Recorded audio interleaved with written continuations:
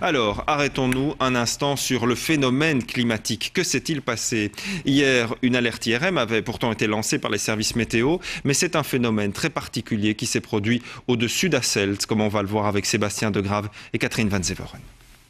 De la pluie jusqu'à 70 mm par endroit et des orages localement très violents. C'est ce cocktail météorologique qui s'est abattu hier soir sur notre pays. C'est ce qui s'est passé, un front qui a traversé la Belgique et le noyau orageux est allé à peu près entre Monceau et Tournai jusque le Limbourg, en donnant des coups de vent et des précipitations très abondantes et localement de la grêle. À certains endroits, comme au festival Pukkelpop, des bourrasques très fortes ont été relevées. Un phénomène local qui apparaît lors de violents orages.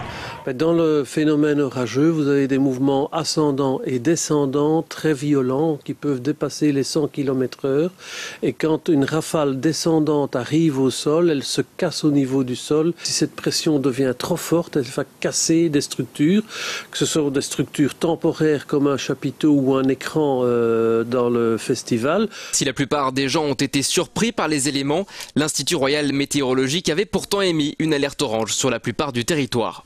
Alors, une alerte a été effectivement émise hier vers 16 h, mentionnant donc une activité orageuse sur notre pays, avec un risque de fortes rafales de vent, de fortes pluies et de grêle. Il est difficile de savoir précisément où et quand un phénomène orageux s'abattra. Cependant, l'IRM collabore souvent avec de grands événements pour les alerter quelques minutes avant le déluge.